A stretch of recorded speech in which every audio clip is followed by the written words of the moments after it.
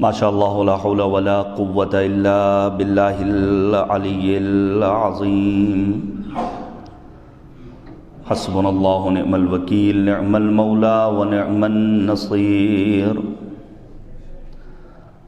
اعوذ باللہ من الشیطان اللعین الرجیم بسم اللہ الرحمن الرحیم رب اشرح لی صدری ویسر لی امری واحلل عقدۃ من لسانی یفقہوا قولی الحمد للہ رب العالمین والعاقبۃ للمتقین والجنۃ للمؤمنین والنار للملحدین والمنافقین والکافرین والعاصین والظالمین وصلی اللہ علی سیدنا ومولانا وحبیب قلوبنا وطبیب نفوسنا وشفیع ذنوبنا مولانا ومولا الثقلین جد الحسن والحسین ابی القاسم المصطفى محمد اللہم صلی علی محمد وعلی محمد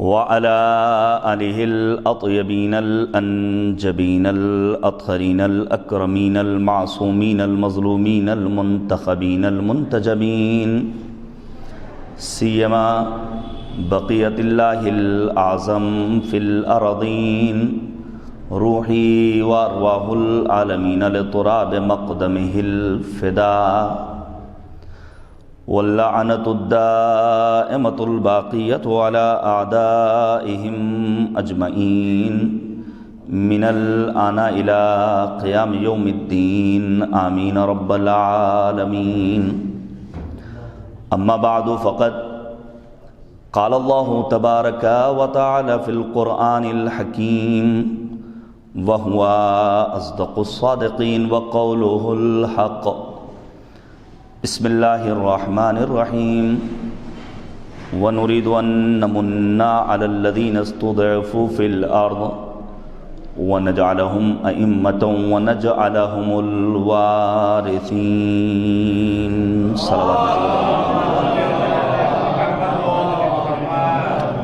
حضرات گزارش ہے کہ ایک مرتبہ سورہ حمد اور 3 مرتبہ سورہ توحید پڑھ کر مرحوم و مغفور جناب سید ناظم سرور رضوی ابن جناب سید غلام سرور رضوی، سید مقاومت جناب سید حسن نصر اللہ اور شہید بزرگوار جناب ہاشم صفی الدین علیہ رحمہ کی ارواح طیبات کو ارسال فرما دیں۔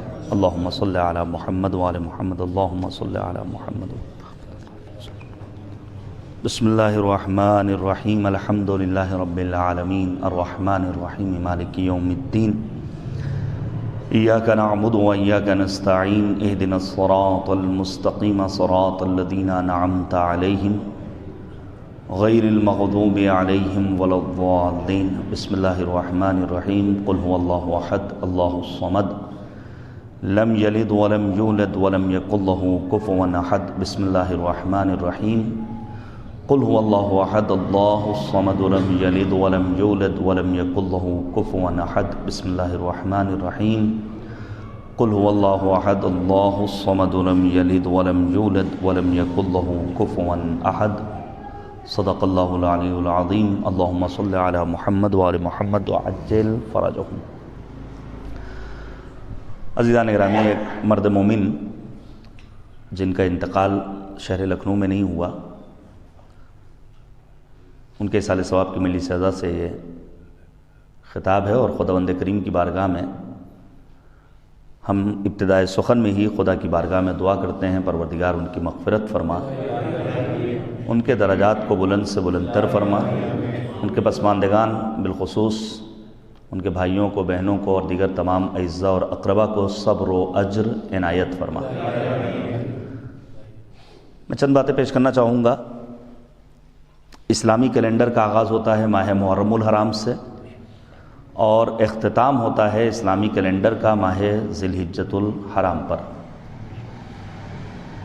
پروردگار عالم نے قرآن مجید کی آیہ کریمہ میں بیان کیا ہے اللہ کے نزدیک مہینوں کی تعداد 12 ہے، جن میں 4 مہینے محترم مہینے ہیں، ماہ محرم، ماہ ذی الحرام، ماہ ذی الحجۃ الحرام اور ماہ رجب المرجب۔ علیکم السلام۔ یہ 8واں اسلامی مہینہ ہے جس کا جو نام مشہور ہے ہمارے سماج میں وہ ہے شعبان المعظم، لیکن روایات معصومین علیہم الصلوۃ والسلام میں اور تعبیرات پیغمبر خاتم میں ماہ شعبان کے مختلف ناموں کا تذکرہ آپ کو مل جائے گا، توجہ کیجیے گا۔ اولاً پیغمبر خاتم کا وہ فرمان جہاں نبی آدم نے فرمایا شعبان و شہری، ماہ شعبان میرا مہینہ ہے، اور پھر نبی آدم نے ایک مطالبہ کیا ہے اپنے امتیوں سے، وہ مطالبہ ہے مطالبہ نصرت، کہ اس مہینے میں میری نصرت اور مدد کے لیے اپنے قدم آگے بڑھاؤ۔ کبھی کبھی بلکہ اکثر اوقات میں آپ لوگوں کو اپنا سمجھتا ہوں، اس لیے عرض کر رہا ہوں، مثلاً آج شہر اعضا کے چند جوانوں نے علماء کی رہنمائی کے نتیجے میں ایک پروگرام رکھا تھا چھوٹے امام باڑے میں، کس کی یاد میں؟ کیا ہماری کوئی خونی رشتہ داری تھی؟ کیا ان جوانوں کا کوئی خونی رشتہ تھا؟ نہیں، چونکہ آبروئے تشیع تھے یہ حضرات، مظلوموں کا سہارا تھے، سید مقاومت جناب سید حسن نصر اللہ، پہنچے مومنین، پہنچی خواہران، لیکن وہ تعداد جو ہونی چاہیے تھی، میں یہ نہیں کہہ سکتا کہ چیمپئنز ٹرافی کا وہ اہم میچ دیکھنے میں قوم مصروف ہے جو انڈیا پاکستان کے مابین کھیلا جا رہا ہے، کہیں نہ کہیں ہم غفلت کا شکار ہو جاتے ہیں اور کبھی کبھی ایسی باتوں میں الجھ جاتے ہیں جن باتوں کا ہمیں بظاہر کوئی نہ دنیاوی فائدہ ہے نہ اخروی۔ سنیے گا روایت کہتی ماہ شعبان کے ابتدائی دنوں میں امیر المومنین ایک مسجد کے پاس سے گزرے، مولا نے کیا دیکھا؟ کچھ جوان ہیں جو آپس میں کسی بحث کو لے کر کے الجھے ہوئے ہیں، اور موضوع بھی قضاء و قدر کا کلامی موضوع ہے، اعتقادی موضوع ہے۔ امیر المومنین نے خطاب کیا ایھا المتکلمون، اے لوگو جو آپس میں محو گفتگو ہو، فیما لا یعنیہم، تمہارا موضوع بحث بھی ایسا ہے جس کا تمہیں بظاہر کوئی فائدہ پہنچنے والا نہیں ہے۔ کیا تم نے پیغمبر کا وہ فرمان نہیں سنا جہاں نبی آدم نے فرمایا تھا کہ شعبان و شہری، شعبان میرا مہینہ ہے، اس مہینے میں میری نصرت کرو؟ اور جب پوچھا گیا کہ آخر نصرت پیغمبر کا راستہ کیا ہوگا تو جواب دیا گیا پیغمبر خاتم نبی اعظم سرکار رسالت مآب حضرت محمد مصطفیٰ صلی اللہ علیہ وآلہ وسلم، نبی کی نصرت کا طریقہ ہے ماہ شعبان میں روزہ رکھنا۔ بہرحال جب تک اللہ نے ہمیں توانائی دی ہے، طاقت دی ہے، جوانی ہے، حرکت ہے، صحت ہے، تو ہم روزہ رکھیں۔ ماہ رجب میں بالخصوص تاکید ہے جو گزر گیا، ماہ شعبان میں تاکید ہے خصوصیت کے ساتھ۔ علماء کی روش رہی ہے کہ وہ ماہ رجب اور شعبان کے روزوں کو ماہ مبارک رمضان کے روزوں سے متصل قرار دیتے تھے۔ مرحوم آیت اللہ العظمیٰ مرشی نجفی رضوان اللہ تعالی علیہ جب بوڑھے ہو گئے، کہن سالی ہے، ضعیفی ہے، ناتوانی ہے، کمزوری ہے، تو اپنے بڑھاپے میں کہتے تھے کاش جوانی کے ایام واپس پلٹ کر مل جائیں تو میں رجب اور شعبان کے روزوں کو ماہ رمضان کے روزوں سے متصل قرار دوں۔ آنے والا مہینہ معمولی مہینہ نہیں ہے، وہ عظیم مہینہ جس کے لیے نبی خاتم نے خطبہ شعبانیہ میں فرمایا تھا ایھا الناس انہ قد اقبل الیکم شہر اللہ بالبرکۃ والرحمۃ والمغفرہ، اے لوگو تم تک اللہ کا مہینہ خود چل کر آیا ہے اپنی رحمت، برکت اور مغفرت لے کر۔ انفاسکم فیہ تسبیح ونومکم فیہ عبادہ، یہ ماہ رمضان وہ مہینہ ہے جس میں تمہارا سانس لینا تسبیح پروردگار کا درجہ رکھتا ہے، جس میں تمہارا سو جانا عبادت پروردگار کا مرتبہ رکھتا ہے۔ یعنی ماہ رمضان جو آنے والا مہینہ ہے وہ باعظمت مہینہ ہے جس میں پروردگار عالم اپنے الطاف و عنایات کے نتیجے میں اپنے بندوں کو ان کے غیر اختیاری عمل پر بھی اجر و ثواب عطا کیا کرتا ہے۔ یوں تو ہے ہر ماہ کی اسلام میں عظمت ہے، سب سے زیادہ ماہ رمضان کی فضیلت، اس ماہ میں چھا جاتی ہے اللہ کی رحمت، مسجد میں جماعت ہو تو مٹ جاتی ہے نفرت. جس طرح سے قرآن میں یاسین آیا ہے اس طرح سے مہینوں میں یہ ماہ رمضان ہے. گزارش کروں گا، دیکھیے عمر مانع اور رکاوٹ نہیں ہے علم کو حاصل کرنے کے لیے. آج مجھے سبتین آباد میں ایک مجلس پڑھ کے جب فارغ ہوا، ایک بزرگوار ملے شاید 80-85 سال کی عمر، کہنے مجھے اردو پڑھنی نہیں آتی تھی. میں نے ابھی 2 سال پہلے کووڈ کے بعد اردو پڑھنا سیکھی. اس وقت انہوں نے 10 کتابیں چھپوا دیں اپنے بزرگوں کی. شہر لکھنؤ میں الحمدللہ علماء کی کاوشوں کے نتیجے میں مختلف سینٹرز اور مراکز پر دینی دروس کا اہتمام ماہ مبارک رمضان میں. ضرور اپنے جوانوں کو بھیجیے، خود بھی شریک ہوئیے تاکہ دین کا پیغام گھر گھر پہنچ سکے اور علماء کی کاوشیں اور محنتیں اور زحمتیں رنگ لا سکیں. میں بیان کروں گا اگر گنجائش رہی اور یاد رہ گیا کہ اس دور غیبت کبریٰ میں علماء نے کتنی کاوشیں کی ہیں، لیکن بات کو آگے بڑھا دوں. ماہ شعبان کے جو نام بیان کیے ہیں پیغمبر نے، مثلا ایک نام ہے شہر الجیران. جیران کہتے ہیں پڑوسیوں کو. کیوں اس کا نام شہر الجیران ہے؟ کیونکہ ماہ مبارک رمضان کے پڑوس میں اللہ نے ماہ شعبان کو قرار دیا ہے. ایک نام ہے شہر المطہر، پاکیزگی حاصل کرنے کا مہینہ ہے ماہ شعبان. تو کیا مقصد یہ ہے کہ ہم روزانہ صبح و مساء حمام میں جائیں، صابن رگڑیں، فیس واش لگائیں، اپنے سانولے پن کو دور کرنے کی کوشش کریں؟ کیا صرف ظاہری کثافت کو دور کرنے کے لیے اس کو شعبان المطہر کہا گیا؟ نہیں، شعبان المطہر نام اس لیے قرار دیا گیا ہے تاکہ انسان اس مہینے میں اپنی باطنی کثافت کو دور کرنے کی کوشش کرے. اب وہ باطنی کثافت کیا ہے؟ امیر المومنین نہج البلاغہ میں فرماتے ہیں وہ ہے انسان کے دل میں پائے جانے والا بغض، حسد، عناد، نفاق، کینہ، ضلالت، گمراہی، وہ باطنی امراض جس کی جانب ہم معمولاً متوجہ نہیں ہوتے ہیں. روایت کہتی ہے شعبان المعظم کے آخری جمعے کو ابا سلط ہیروی، سامن الحجج، غریب طوس، معین الضعفاء، غریب الغرباء، عالم آل محمد حضرت امام علی رضا علیہ السلام سے سنیے گا، مولا امام رضا سے ملاقات کرتے ہیں. اس موقع پر امام الرؤوف امام علی رضا نے فرمایا ابا سلط ہیروی، ذرا جائزہ لو کہ ماہ شعبان میں کیا کر سکتے تھے، کیا کیا ہے، کیا نہیں کیا ہے، اور جو کام نہیں کر سکے ہو اسے ان بچے ہوئے دنوں میں انجام دینے کی کوشش کرو. نظر النیاز کا ایک سلسلہ تھا اور ابھی بھی جاری و ساری ہے، انشاءاللہ جاری رہے گا. لیکن ایسا نہ ہو کہ ماہ شعبان میں ہمارا سارا وقت ہمیں عمل سے دور کرنے کے لیے بہت ساری کوششیں کی گئیں، اور اگر کہیں اس موضوع پر کسی نے کچھ گفتگو کر لی تو خلاف دین، مخالف دین، عقائد کے ٹھیکیدار طرح طرح کے فتوے دینا شروع کر دیتے ہیں. یاد رکھیے گا منزل عمل میں اپنے آپ کو اتارنا ہوگا. حتیٰ امام نے فرمایا کہ ماہ شعبان کے یہ کسی دعا نویس کا بتایا ہوا دعائیہ فقرہ نہیں ہے جو میں پیش کر رہا ہوں. یہ کسی بابا، پیر، مرشد، کسی جیب کو لوٹنے والے ڈھونگی انسان کا نسخہ نہیں جو میں بیان کرنے جا رہا ہوں.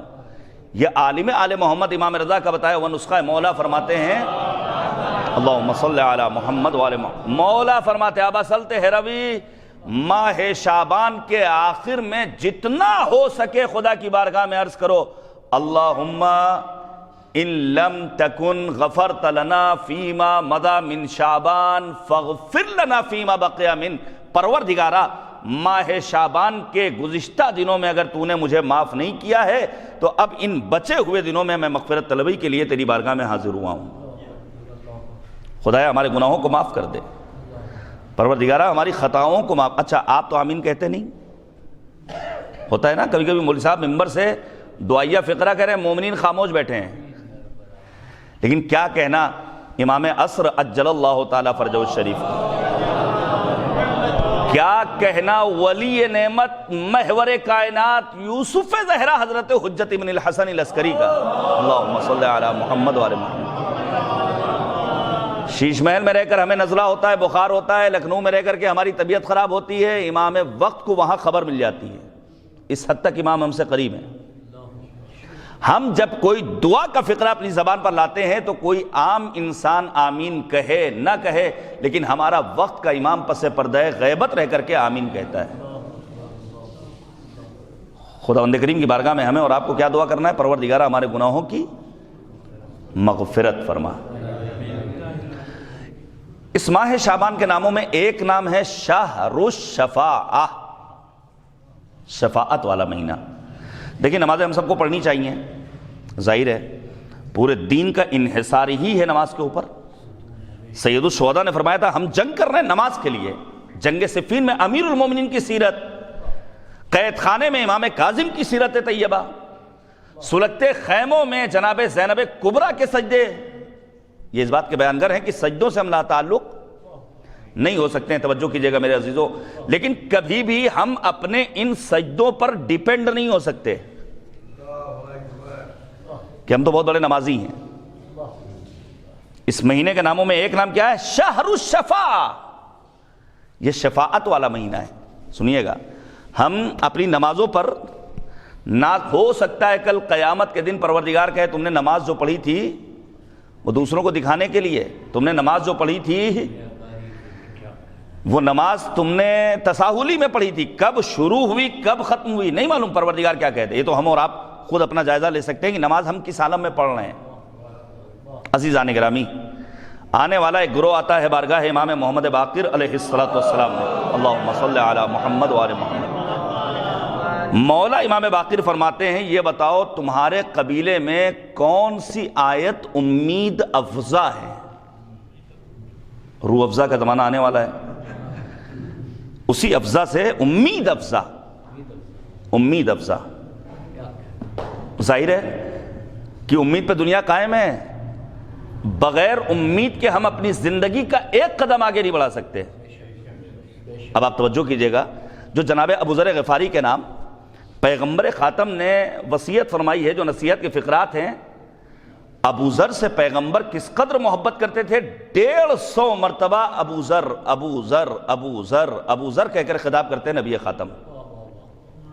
یہ اس بات کا بیانگر ہے کہ پیغمبر ابو ذر سے محبت کرتے تھے۔ انہی فقرات میں اے ابو ذر کیا تم جنت میں جانا چاہتے ہو؟ کون کہے گا نہیں؟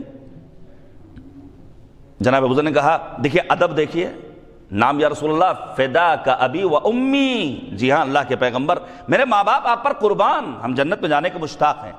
تو نبی نے بے ساختہ چند ایک راہیں بتائیں اور بتانا چاہا کہ یہاں جنت بہانوں سے ملنے والی، پیغمبر نے پہلی نصیحت کی فَقْصُرِ الْعَمَلِ، یہ عمل ہے عمل نہیں ہے، عین سے نہیں حمزے سے۔ پیغمبر کہتے ہیں اپنی آرزوؤں کو کچھ کم کرو، اپنی آرزوؤں کا دائرہ ذرا محدود کرو۔ دیکھیے اگر آرزو نہ ہو تو کوئی بھی ماں اپنے بچے کو اپنے سینے سے دودھ نہ پلائے۔ کیوں دودھ پلا رہی ہے ماں؟ کیونکہ اسے آرزو ہے کہ بچہ پروان چڑھے گا، بچے کی حیات بڑھے گی، بچے کو خوراک ملے گی۔ اگر آرزو نہ ہو تو کوئی بھی دکاندار اپنی دکان کا شٹر اوپن نہیں کرے گا۔ کیوں کھول رہا ہے دکان؟ کاروبار چلے گا، گراہک آئیں گے، نتیجے میں ہم سبزی خرید سکیں گے، مہمان نوازی کر سکیں گے، بچوں کی تعلیم کا بندوبست کر سکیں گے۔ اگر امید و آرزو نہ ہو تو ہمارا جوان یونیورسٹی اور کالج کا رخ نہیں کرے گا۔ کیوں جا رہا ہے یونیورسٹی؟ ہم امتحان دیں گے، نمایاں کامیابی حاصل کریں گے، ہمارا درجہ آگے بڑھے گا، ہم اور دیگر مراحل کو طے کر سکیں گے۔ نبی نے یہ نہیں کہا کہ آرزو مت کرو، بلکہ پیغمبر نے فرمایا آرزوؤں کو ذرا کم کرو۔ اب جو ہمارے یہاں بڑے بڑے خواب و خیال، پل کی خبر نہیں ہے، اب تو موت کے لیے کوئی وقت بھی معین نہیں۔ ایک زمانہ تھا جب انسان یہ کہتا تھا ایوریج ایج انسان کی ہے وہ 70 برس، مثلا 60، اب کہاں ہے؟ کسی کے بارے میں کچھ نہیں کہا جا سکتا۔ اور یہ واحد وہ شے ہے موت، یہ اکلوتی وہ چیز ہے موت کہ اگر کوئی انسان موت کی حقیقت سے آشنا ہو جائے تو سید مقاومت کی شکل میں بار بار یہ کہتا ہوا نظر آئے گا کہ مجھے تو شہادت کی تمنا ہے. کیوں؟ کیونکہ موت کی لذت سے آشنا تھے. ذلت کی زندگی سے عزت کی موت بہتر ہے. عزیزان گرامی، انہی فقرات میں پیغمبر خاتم نے ایک چیز اور فرمایا، وَجَعَلِ الْمَوْتَ نُصُبُ عَيْنِكَ، اے ابو ذر موت کو اپنی زندگی کا ٹارگٹ بناؤ کہ جانا مالک کی بارگاہ میں ہے. اب روایت سن لیجئے، امیر المؤمنین بار بار پیغمبر سے سوال کرتے تھے، یا رسول اللہ مجھے شہادت کب ملے گی، میں شہید کب ہوں گا. ایک روز حتیٰ جنگ احد میں پیغمبر سے سوال کیا. ایک روز پیغمبر خاتم نے امیر المومنین سے سوال کیا، یا علی کیف صبرک علی الشہادہ، علی ذرا یہ تو بتاؤ کہ شہادت کے انگام تمہارے صبر کی کیفیت اور کوالٹی کیا ہوگی. سنیں گے جواب. مولا کائنات نے فرمایا، یا رسول اللہ لیس ھذا من مواطن الصبر بل من مواطن الشکر. اے اللہ کے رسول، شہادت کے موقع پر صبر نہیں کیا جاتا بلکہ شکر پروردگار کا سجدہ بجا لایا جاتا ہے. اب میرے پاس وقت نہیں ہے، وگرنہ میں صرف جناب سید مقاومت سید حسن نصر اللہ کی بیٹی کا وہ انٹرویو آپ کے سامنے پیش کرتا، صرف پڑھ دیتا، تب سمجھ میں آتا کہ آخر واقعی معنی میں اپنے آپ کو شیعہ، مولائی، غدیری، ولائی، عاشق اہل بیت کہنے کا حق کسے ہے، کن لوگوں کو ہے. حالات بہت عجیب ہیں. محفلوں کا جو سلسلہ ہے وہ آپ کے سامنے ہے، یوٹیوب اعلیٰ ماشاءاللہ. اچھا آپ انصاف سے بتائیے، آپ کے ہاں ہمارے برادر عزیز و بزرگوار جو جوانوں کے لیے آئیڈیل حیثیت رکھتے ہیں، مستقل خطاب کرتے رہتے ہیں، مولانا کی کسی کلپ کو جو سب سے زیادہ دیکھا گیا ہوگا، کتنا دیکھا گیا ہوگا؟ 1000، 2000، 5000، 7000، 10000، 20000. لیکن ابھی یہی کوئی آ جائے اور لا یعنی و لا حاصل اشعار آپ کے سامنے پیش کرے، اور کہیں کوئی خاتون آ کر کے کچھ پڑھ دیں تو پھر کیا کہنا ہے؟ سن لیجئے، چونکہ واقعی دل دکھتا ہے ایک ذمہ دار جوان ہونے کے ناطے. ایک ذمہ دار، میں مولوی کی حیثیت سے بات نہیں کر رہا ہوں اس وقت، ایک ذمہ دار غیرت مند جوان ہونے کے ناطے دل دکھتا ہے. عجیب و غریب صورتحال سے ہم گزر رہے ہیں، اور پھر ہم یہ کہتے ہیں دعا کیجئے کہ جناب زینب کا روضہ محفوظ رہے. ہر کام دعا سے نہیں ہونے والا ہے. دعا ضرور ہے. اگر ہر کام دعا سے ہو جاتا تو سید کو شہادت نہ ملتی. اگر ہر کام بآسانی دعا سے ہو جاتا تو میجر جنرل قاسم سلیمانی جناب زینب کبریٰ اور دیگر اتباعت عالیات کے حفاظت کے لیے اپنی جان راہ خدا میں قربان نہ دعا کر دیتے، کام بن جاتا. اب آپ توجہ کیجئے گا. اچھا دوسری بات سن لیجئے انصاف سے، یہ اتنا بڑا مجمع ہے، آپ سب مومن ہیں، میں گواہی دیتا ہوں کہ آپ سب نماز کے پابند ہیں، دین کے پابند ہیں، لیکن میں سوال کر رہا ہوں کہ اتنے بڑے مجمع میں بزرگوں سے معذرت کے ساتھ ہمارے جوانوں میں سے کتنے جوانوں نے ماہ شعبان میں ایک مرتبہ صلوات شعبانیہ پڑھی؟ ہم تو عادی اس بات کے ہیں، یہ ہوتا چلا آیا ہے تو ہونا ہے. چلیے صلوات شعبانیہ نہیں پڑھی، مناجات شعبانیہ کتنوں نے پڑھی؟ تو آپ فوراً کہیں گے مول صاحب ہم تو ہر شب جمعہ فلاں درگاہ میں فلاں امام بارگاہ میں مناجاتیں پڑھنے کے لیے جاتے ہیں. اس کی وجہ کیا ہے؟ یہ مناجات کون سی مناجات ہے؟ یہ شعراء کے ذریعے کہے گئے اشعار ہیں. یہ مناجات وہ نہیں جو امیر المؤمنین امیر کائنات نے بارگاہ خداوندی میں پیش کی تھی. یہ مناجات وہ نہیں ہیں جو سید الساجدین زین العابدین امام علی ابن الحسین علیہ السلام نے پیش کی تھی. توجہ کیجئے گا عزیزان گرامی، دعا اور مناجات میں فرق ہے. دعا میں بندہ خدا سے کچھ مانگتا ہے، لیکن مناجات شعبانیہ کے فقرات کو ابھی بچے ہوئے ہیں دن، ایک مرتبہ ترجمہ پڑھ کے دیکھیے تو محسوس ہوگا مناجات کہتے ہی اسے ہیں جہاں ایک عاشق اپنے معشوق سے گفتگو کرنے کے لیے زبان وا کرتا ہے. سنیے، یہ بہرحال ایک ذمہ دار فرشناس غیر مولوی شاعر کے اشعار ہیں. مولوی صاحب نہیں ہیں، یہ جناب فرحت مہدی سہارنپوری صاحب. کیا خوبصورت کہہ دیا انہوں نے کہ اشعار کی خبر نہیں، لہجے پہ زور ہے. اشعار کی خبر نہیں، لہجے پہ زور ہے، یعنی تعلقات کا ہر سمت شور ہے۔ کیا کیا معاشرے میں جہالت کا دور ہے، لا مذہبوں کے ہاتھ میں مذہب کی ڈور ہے۔ فرحت حسینیت کا نشے من بچا رہے، بے دین شاعروں سے یہ گلشن بچا رہے۔ جرأت چاہیے کہنے کے لیے۔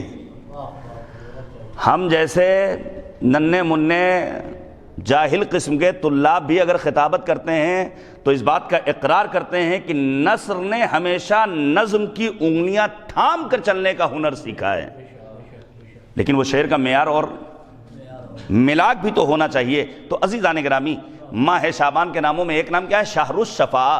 پیغمبر نے کیا کہا؟ یہ مہینہ شفاعت امت پیغمبر کا مہینہ ہے۔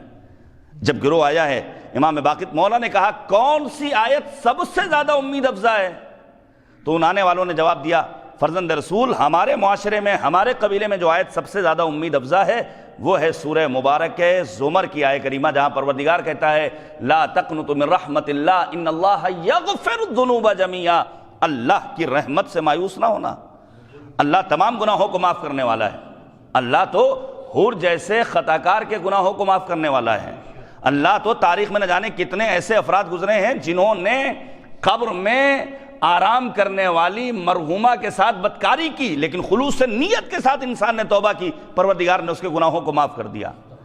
لیکن جیسے ہی امام باقر نے سنا، مولا فرماتے ہیں تمہارے قبیلے میں یہ آیت امید افزا ہے، لیکن ہم اہل بیت کے ہاں جو آیت سب سے زیادہ امید بخش ہے وہ ہے سورہ مبارکہ ضحیٰ کی آیت نمبر 5۔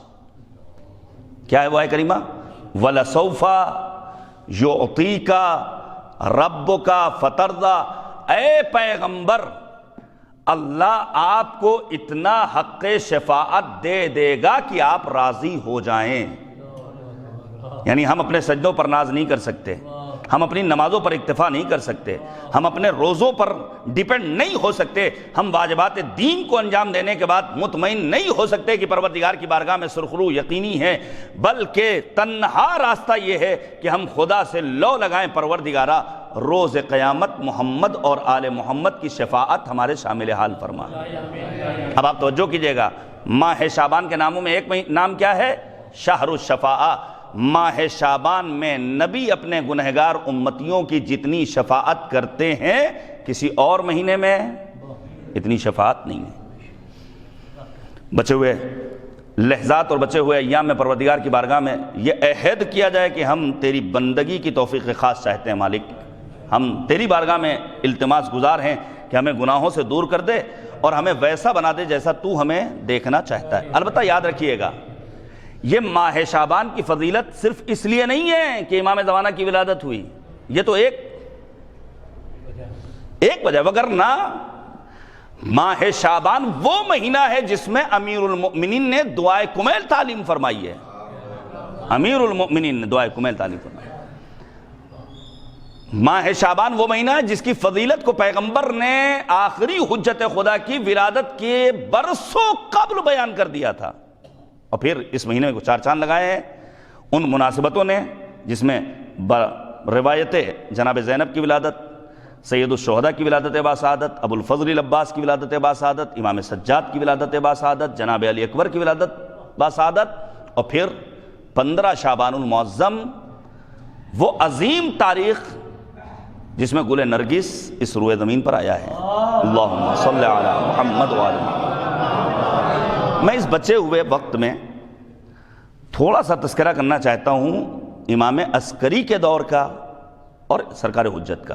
اللہم صلی علی محمد وآل محمد۔ آپ توجہ کیجئے گا، ہمارے 11ویں امام کی عمر مبارک محض 28 برس، ہمارے یہاں بھی 28 برس کے جوانوں کی شادی نہیں ہوتی، اور کیوں نہیں ہوتی ہے؟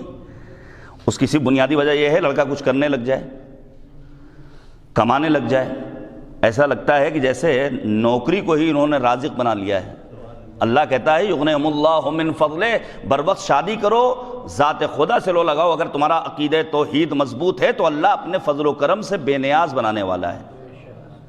حالات آپ کے پیش نظر ہیں، جگہ جگہ شیطان کے کارندے اپنے دام فریب کو لیے بیٹھے ہوئے ہیں کہ کیسے جوانوں کو کھینچ لیا جائے، تو کم از کم ایک راستہ ہے. دیکھیے پروردگار نے ہم میں سے ہر انسان کو شہوت دی ہے. اب یہ ایک الگ موضوع ہے مفصل.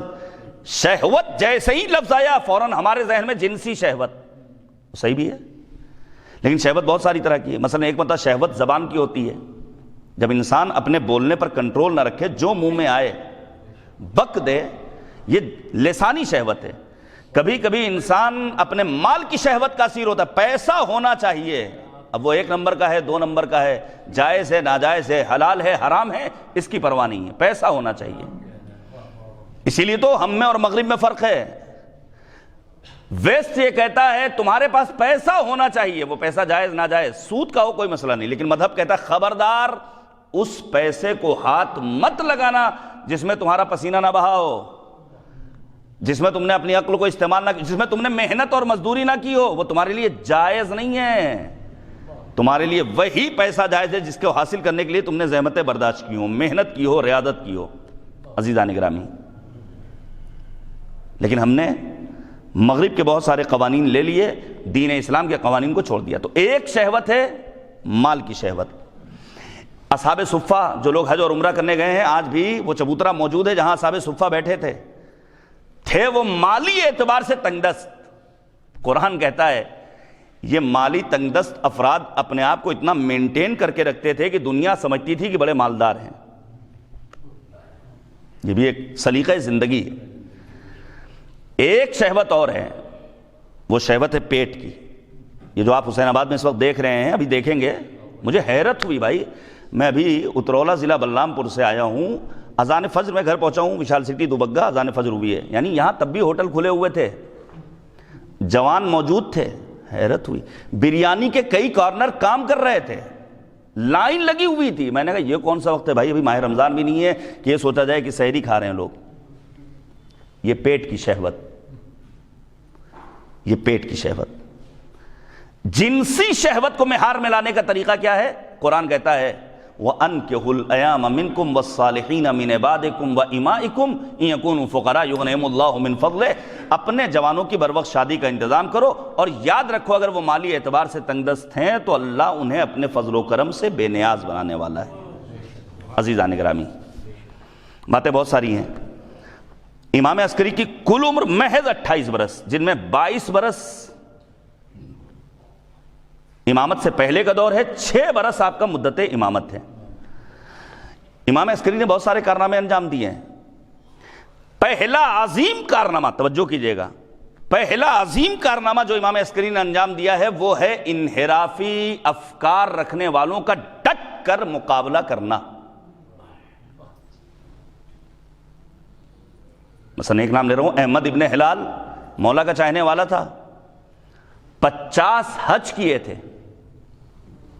25 حج پیادہ کیے تھے، جبکہ امام عسکری وہ ہیں جنہوں نے کوئی ایک سفر نہیں کیا مکہ یا مدینے کا. حالات ایسے تھے. اتنا بڑا حاجی، لیکن امام جب اس کے انحرافی افکار کو دیکھتے ہیں تو امام عسکری فرماتے ہیں لا غفر اللہ لہ ذنبا، اللہ اس کے گناہوں کو معاف نہیں کرنے والا ہے. تاریخ میں اعلیٰ ماشاءاللہ نام آپ کو مل جائیں گے جنہوں نے اہل بیت کی صحابیت کا شرف پایا. یہ جو ہم اور آپ دعا کرتے ہیں پروردگارہ امام کے اعوان و انصار میں شمار فرما، اصحاب میں قرار دے. ذرا سوچنا بھی چاہیے اصحاب امام کی کوالٹی کیا ہے، کتنی طرح کے اصحاب ہیں. یہ خوارج جن سے امیر المومنین نے جنگ نہروان لڑی ہے، کیا یہ اصحاب امیر المومنین میں شمار نہیں ہوتے تھے؟ اصحاب میں تھے، لیکن انہوں نے مولا کے مقابل میں آ کر کے اپنے آپ کو محاذ جنگ پر پہنچا دیا، اپنی عاقبت کو انہوں نے چوپٹ کر لیا. نہیں، زبیر جس کے لیے مولا نے فرمایا تھا منا اہل البیت، زبیر ہم اہل بیت میں سے ہے. وہ زبیر جو پیغمبر کی بز میں بیٹھا ہوا ہے، تاریخ اسلام کا ایک بڑا نام ہے زبیر. آتا ہوا امیر المومنین کو دیکھتا ہے، بے ساختہ کہتا ہے یا رسول اللہ جب تک زندہ ہوں علی پر آنچ نہیں آنے دوں گا. نبی اعظم نے کہا زبیر آج تو بڑے بڑے دعوے کر رہے ہو، لیکن ایک وقت آئے گا جب علی کے مقابل میں میدان جنگ میں ہوگے. اگر اسی وقت زبیر نے پیغمبر سے یہ سفارش کی ہوتی یا رسول اللہ کوئی نسخہ بتا دیجئے کہ علی کا دامن ہاتھ سے نہ چھوٹے، لیکن زبیر نے ایسا نہیں کیا، بر وقت صحیح فیصلہ نہیں کیا، فرصت سے فائدہ نہیں اٹھایا. نتیجہ کیا ہوا؟ جب تک خلیفہ سوم زندہ رہے حالات ٹھیک رہے. ادھر عثمان دنیا سے رخصت ہوئے، زبیر نے امیر المؤمنین کے مقابل آنے کے بعد کہا مجھے بڑا عہدہ چاہیے، کہا نہیں ممکن. کہا خزانے کی چابی چاہیے، کہا نہیں ممکن. نتیجہ کیا ہوا؟ طلحہ کے ساتھ، ام المؤمنین کے ساتھ کہاں پہنچ گئے؟ امیر المؤمنین کے مقابل میں. اپنی عاقبت کو انہوں نے چوپٹ کر لیا. امیر المؤمنین کی طرح امام عسکری نے بھی پہلا عظیم کارنامہ کیا ہے، فکری انحراف کے سدباب کے لیے تمام تر کوششیں کی ہیں. اب میں آگے اس اصل موضوع پر جو سرکار حجت سے متعلق موضوع ہے. امام کا ایک اہم کارنامہ 11ویں امام کا، اور یہ مفصل موضوع گفتگو ہے، وہ ہے اپنے دور کے شیعوں کو امام غائب کی امامت کے اقرار کے لیے آمادہ کرنا. اب تک 11 ائمہ وہ تھے جو مومنین کی نگاہوں کے سامنے تھے. یہ پہلا امام ہوگا ہمارا آخری امام جو لوگوں کی نگاہوں کے سامنے 3 برس کے بعد احمد ابن اسحاق قمی جیسے لوگوں کے سامنے امام عسکری نے پیش کیا ہے. اور خود امام زمانہ کو تیار کرنا کہ تم پردہ غیبت میں جانے والے ہو. یہ اہم امام عسکری کے کارناموں میں سے ایک کارنامہ ہے. اب جلدی سے سن لیجئے. یہ دور پرفتن ہے، لیکن یہ دور پرچم اسلام کی سربلندی کا دور ہے. یہ دور شیعت کے عروج کا دور ہے. اب اس سے بڑا عروج کیا ہوگا؟ جسے سینکڑوں ٹن بارود کے ذریعے مارا گیا. آج کیا پرشکو تشییع جنازہ ہوئی؟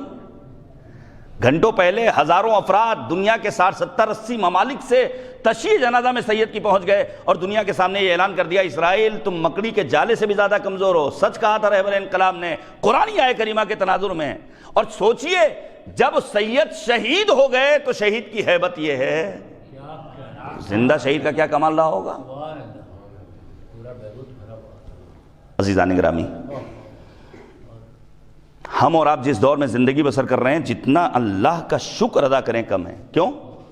ابھی تو دیکھیے مثلا اس میں بعد مومنین چھوٹے امام باڑے میں رہے ہوں گے پروگرام میں، انا علی العہد، یہ ٹائٹل، یہ شعار دیا گیا تھا پروگرام کا، تشییع جنازہ کا.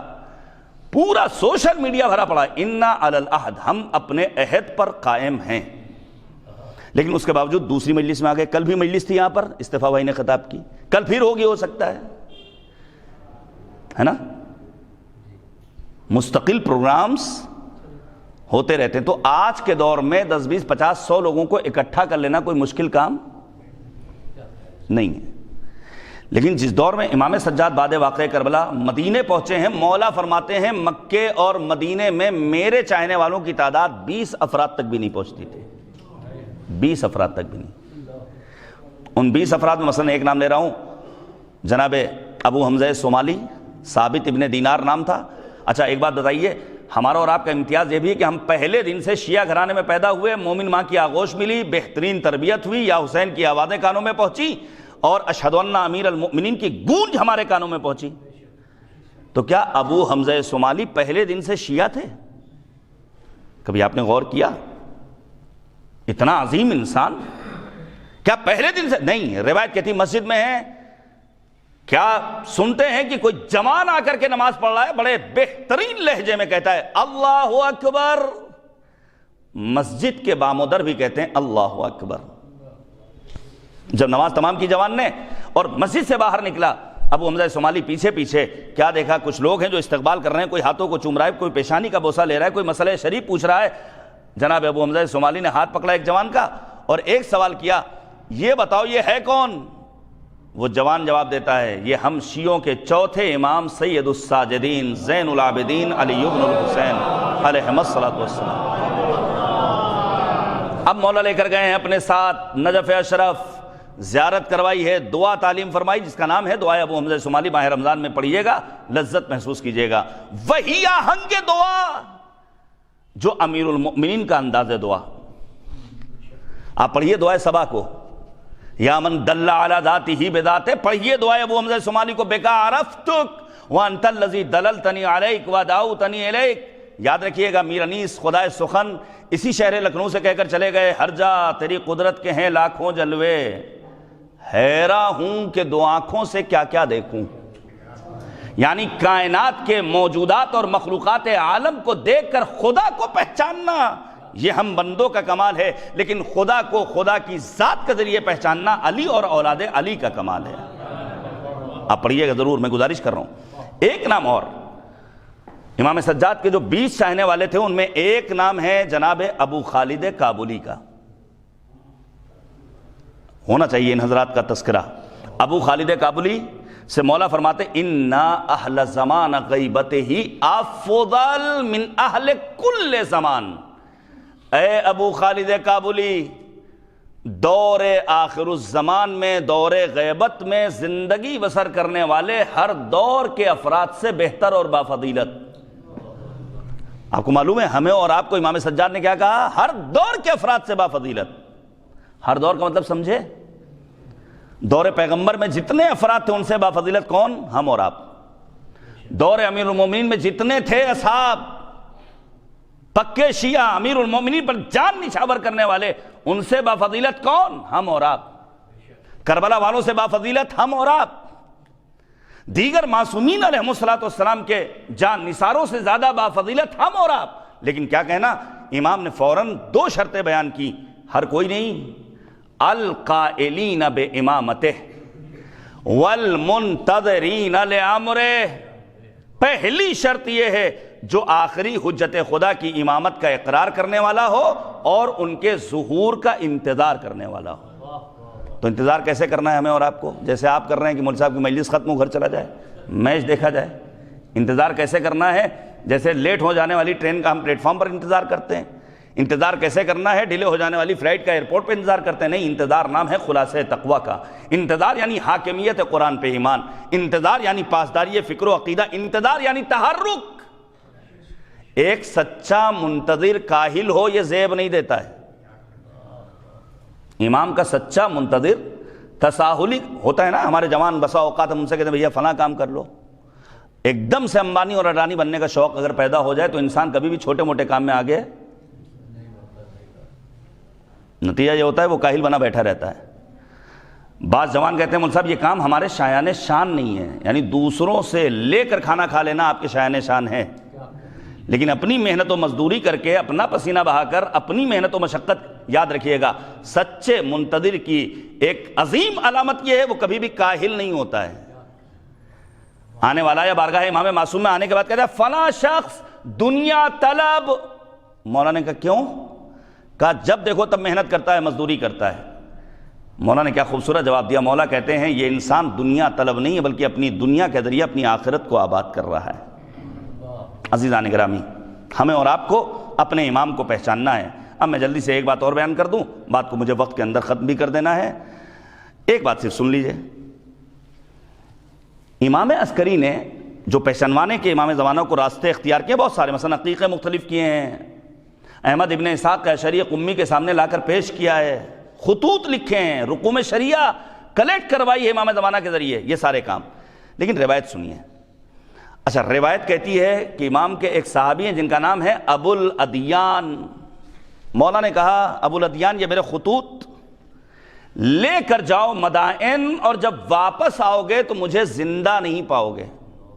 اب آپ سوچئے امام وقت کے بارے میں معلوم ہو جائے کہ واپس جب ہم آئیں گے تو ملیں گے نہیں، تو فوراً جذبات کو غالب ہو جانا چاہیے تھا جیسا آج کے دور میں ہم دیکھتے ہیں۔ لیکن وہی کارنامہ کیا ہے ابو الادیان نے جو ہارون مکی نے کیا تھا۔ فوراً تنور میں چلے گئے بغیر چوں چیرا کیے ہوئے، بس ایک بات کہی، مولا میں خط لے جا رہا ہوں لیکن اتنا بتا دیجئے کہ آپ کے بعد میرا امام کون ہوگا۔ اب مولا امام عسکری نے 3 علامتیں بیان کی۔ پہلی علامت، میری نماز جنازہ پڑھے گا وہ ہوگا تمہارا آخری امام۔ دوسری علامت، تم سے خطوط مانگے گا جو تم مدائن سے لے کر آؤ گے مومنین کے۔ تیسری علامت، جو کسی ظرف کے اندر موجود چیزوں کے بارے میں تمہیں بتا دے گا۔ اچھا، میرے جیب میں والیٹ ہے، اب اس میں نے کیا رکھ رکھا ہے آپ کو معلوم ہے؟ نہیں معلوم ہے؟ آدھار ہے کہ نہیں؟ نوٹ 100 روپے کا ہے کہ 500 روپے، آپ کو کیا معلوم؟ جیسے بالکل اسی طرح جب آپ لفافہ دیتے ہیں تو ہمیں نہیں معلوم ہوتا اندر کیا ہے۔ صلوات بھیجیے پر محمد و آل محمد، اللہم صلی علی محمد و آل محمد، نہیں معلوم ہوتا نا؟ ہمیں نہیں معلوم ہوتا ہے. جناب ابوالعدیان چلے گئے, جب واپس آئے تو کیا دیکھا کہ جنازے امام عسکری رکھا ہوا ہے.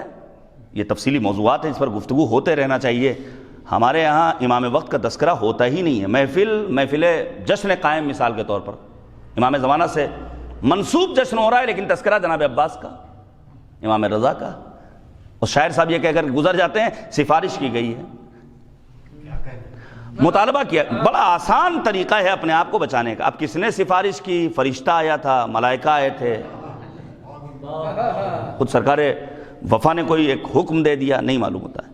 توجہ کیجئے گا عزیزان گرامی, جنازہ امام عسکری رکھا ہوا ہے, لیکن ابوالعدیان نے کیا دیکھا؟ نماز جنازہ کے لیے جو ذات آگے بڑھی ہے وہ ہے جعفر کی ذات. ایک بات سن لیجئے, امام عسکری کس کے بیٹے ہیں؟ امام علی نقی کے. امام عسکری کے 3 بھائی اور ہیں. ایک کا نام ہے سید محمد, عالم فاضل جلیل القدر شخصیت, اتنا عظیم انسان, فرزند امام نقی, کہ عام طور سے مومنین یہ سمجھتے تھے کہ یہی امام نقی کی شہادت کے بعد میرے امام ہوں گے. لیکن امام کی زندگی میں دنیا سے رخصت ہوئے, مولا نے اپنا گریبان چاک کر دیا تھا. ایک بیٹے اور ہیں, ان کا نام ہے سید حسین. ان کے بارے میں زیادہ کچھ تاریخ میں نہیں لکھا, ہاں اتنا لکھا ہے جب آخری امام ظاہر ہوں گے, پردہ غیبت سے ظہور فرمائیں گے, تو آپ کا لہجہ گفتگو اور سلیقہ گفتگو اور انداز گفتگو وہی ہوگا جو آپ کے چچا سید حسین کا انداز تھا. یہ لکھا ہوا ہے. تیسرے خود امام عسکری. ایک بیٹا اور جس کا نام ہے جعفر. لیکن جعفر کی ولادت سے امام خوش نہیں ہوئے تھے, کیونکہ پہلے دن سے جعفر نے حکومت کا دامن تھام لیا تھا. اور اگر کوئی حکومت کی گود میں جا کر بیٹھ جائے اور ان کی گانے لگے تو سمجھ جائیے یہ انسان دین سے غافل ہو رہا ہے. عزیزان گرامی, جیسے ہی ابوالعدیان نے دیکھا کہ نماز جعفر پڑھانے جا رہا ہے, ان کو حیرت ہوئی. لیکن اچانک کیا دیکھا؟ ایک کمسن بچہ آگے بڑھا اور آنے کے بعد کہتا ہے چچا پیچھے ہٹو, امام معصوم کا جنازہ امام معصوم ہی پڑھائے گا. یہ پہلی علامت ہے جو ابوالعدیان نے اپنی نگاہوں سے دیکھ لی. دوسری علامت کیا ہے؟ خطوط واپس. کمسنی میں امام زمانہ نے کہا مدائن سے لائے ہوئے خطوط مجھے واپس کرو. اب تیسری علامت میں نے ختم کر دیا. ہمارا سلام ہو ایران کے غیور جوانوں پر, ہمارا سلام ہو شہر مقدس قم کے فقہا اور مراجع اعظام مجتہدین طلاب و افاضل پر. بڑے زیرک ہیں, بڑے تیز ہوش ہیں اہل قم. وقت نہیں ہے وگرنہ بیان کرتا کن شخصیات نے جنم لیا, کن شخصیات کو وہاں دفن کیا گیا, کیا عظیم ہستیاں غیر از جناب معصوم قم شہر مقدس قم میں. اب آپ سنیے گا, شہر قم سے کچھ لوگ آئے رقم شریع لے کر. آپ نے دیکھا ہوگا نا, بہت سارے مولوی صاحبان مل جاتے ہیں, ہمیں دیجیے گا خمس, ہمیں دیجیے گا خمس. ایک ایک کمرے میں آفس بنا کر کے باہر بورڈ لگا کر کے خمس لینے والے بہت سارے ہیں. ہوشیار رہیے للہ. اب تو اتنا شعور بیدار ہو جانا چاہیے آپ کا کہ آپ کے شہر میں, آپ کے ملک میں, آپ کے صوبے میں کون سے ادارے ہیں جو کام کرنے والے ہیں اور کون سے افراد ایسے ہیں جو رقوم شریعہ سے اپنی کوٹھیاں بنانے والے ہیں. اتنا تو آپ کو معلوم ہو جانا چاہیے, اتنا تو ہمارا ذہن بیدار ہو جانا چاہیے. عزیزان گرامی, جیسے ہی جعفر نے پیسہ لینا چاہا, قم سے آنے والوں نے کہا ذرا یہ بتاؤ تھیلیوں میں کیا ہے. فوراً جعفر نے جواب دیا ہم علم غیب نہیں رکھتے کہ بتا دیں کہ کیا ہے کتنا ہے. اچانک اندر سے خادم آیا, لاؤ رقم شریعہ کی تھیلیاں, امام وقت کو دو. جیسے ہی امام تک پہنچا, امام نے فرمایا فلاں تھیلی میں 10 سکے مال حرام کے ہیں, لے جانا, ان افراد کو واپس کر کے کہہ دینا ہم اہل بیت کو حرام مال نہیں چاہیے. یہ تینوں علامتیں کس کے ہاں نظر آئیں؟ ہمارے اور آپ کے آخری امام ولی نعمت حضرت صاحب الزمان عجل اللہ تعالیٰ فرمائش. عزیزان گرامی, ہماری ذمہ داریاں سنگین ہیں. خدا کی بارگاہ میں دعا کی جائے پروردگارہ امام کی معرفت جیسی عظیم نعمت سے ہمیں مالا مال فرما. اے کریم پروردگار ہمارے جملہ مرحومین کی مغفرت فرما. بالخصوص جن برادر عزیز کے لیے یہ مجلس اعظم منعقد ہوئی ہے, پروردگارہ ان کے گناہوں کی مغفرت فرما. ہمارے بزرگوں کا سایہ ہمارے سروں پر دراز فرما. ہمارے مریضوں کو شفاء کامل و عاجل عنایت فرما. ہمارے وہ جوان جو بے روزگار ہیں انہیں روزی عنایت فرما. اے کریم پروردگار, واسطہ ہے عظمت محمد اور آل محمد کا, اس ماہ شعبان میں ہماری خطاؤں سے درگزر فرما. ماہ رمضان میں اپنی بندگی کی توفیق خاص نصیب فرما. بس سن لیجیے چند جملے مصائب کے. مجھے ایک پروگرام میں اور پہنچنا ہے، اس آدھا وقت میں گنجائش بھی نہیں ہے. پیش کروں گا آپ کے سامنے. آپ نے کبھی جناب ابو ذر کا وہ تحفہ سلام پڑھا ہو؟ بہت مختصر تھا، 2-3 منٹ میں سن لیجئے، جس میں امیر المؤمنین کو تحفہ سلام روانہ کرتے ہوئے ابو ذر نے کہا تھا السلام علیک یا اول مظلوم. امیر المؤمنین کو سلام کرنے کا انداز کیا ہے؟ اے کائنات کے اول و عظیم مظلوم علی ابن ابی طالب، آپ پر میرا لاکھوں سلام. اچھا، ہم اور آپ مثلا زیارت عاشورہ میں کیا پڑھتے ہیں کہ سب سے عظیم مصیبت امام حسین کو میدان کربلا میں ملی. ہم اور آپ یہی تو پڑھتے ہیں نا، آدم مصیبت کا لفظ.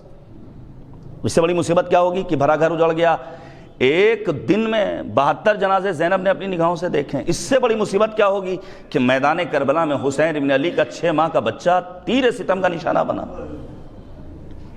اس سے بڑی مصیبت کیا ہوگی کہ حسین کا جواں سال فرزند علی اکبر ایڑیاں رگڑ رہا تھا میدان. اس سے بڑی مصیبت کیا ہوگی کہ قاسم کے لاشے کو پامال. لیکن اول مظلوم کسے کہا گیا؟ ابو ذر کی زبانی امیر المومنین کو. اچھا، آپ نے یقیناً زیارت ناہیہ بھی پڑھی ہوگی، پڑھیے گا. اور زیارت ناہیہ میں فقط مصیبت کے فقرات نہیں ہیں، حتیٰ امام حسین کی فضیلتوں کو بیان کیا ہے سرکار حجت نے. قد کنت للرسول ولدا، فرزند رسول تھے مولا حسین آپ. وللقرآن سندا، آپ قرآن کی سند تھے میرے جد حسین ابن علی. وللامت عضدا، یہ زیارت ناہیہ کے فقرات ہیں. آپ پڑھیے ایک مرتبہ، مزہ آئے گا، واقعی لطف آئے گا. زیارت کے فقرات میں کیا ہے؟ ایک فقرہ یہ ہے کہ امام حسین اپنی زندگی کے آخری لمحات میں اپنے گوشے چشم سے مسلسل اپنے خیموں کو دیکھ رہے تھے. سنیے گا، میں ختم کر رہا ہوں. ہم سب غیرت مند ہیں، خدا ہماری غیرتوں کو سلامت رکھے.